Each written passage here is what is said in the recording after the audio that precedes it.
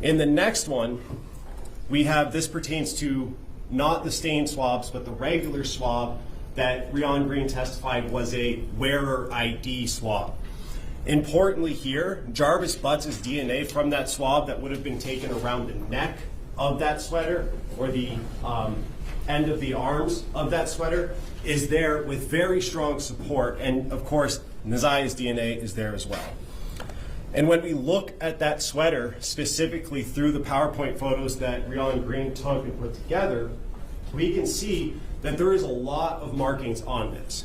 If the court looks closely on this, and I did, there are 15 phenol positive stain markings on this sweater. This is just the front of that sweater. And of course, the court paid attention and saw the markings or the damage to the hood, that it is the people's theory would have been stab wounds or something to that effect that happened when Jarvis Butts murdered Naziah Harris.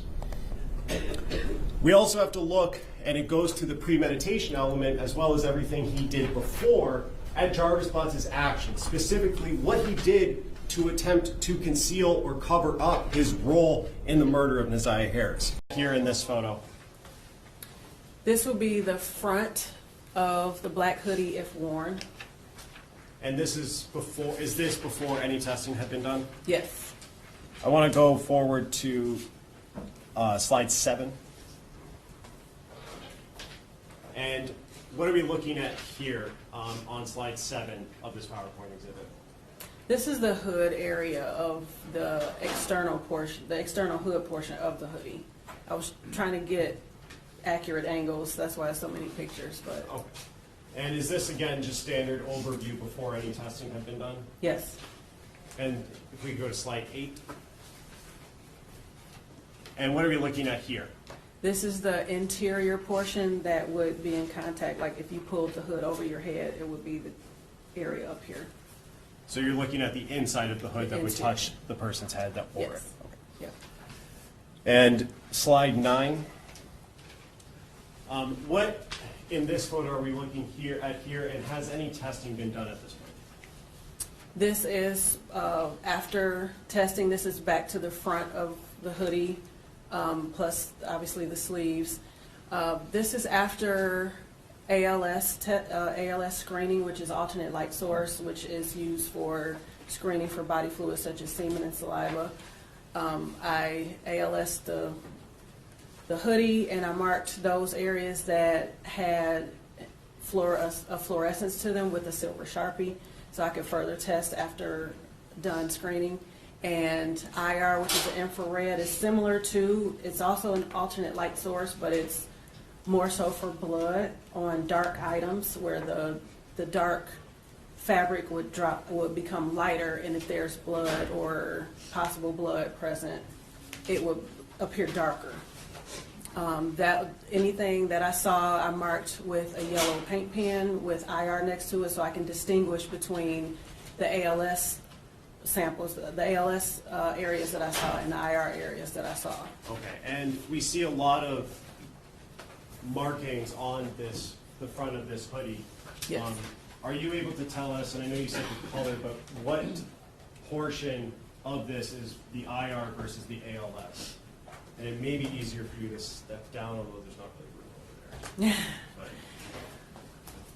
So the ones that I observed with IR, I actually wrote IR next to them.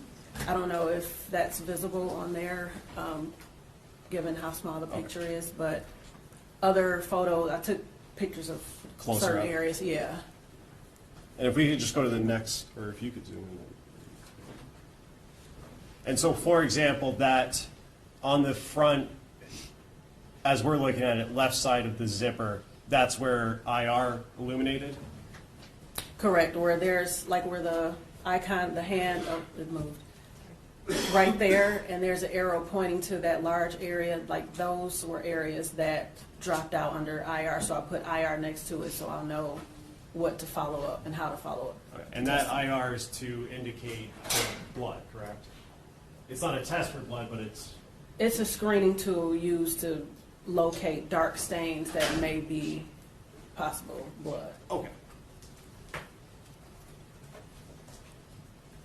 And if we could go to slide 20. And this is a closer view. Is this after you've done any other testing other than the light screenings?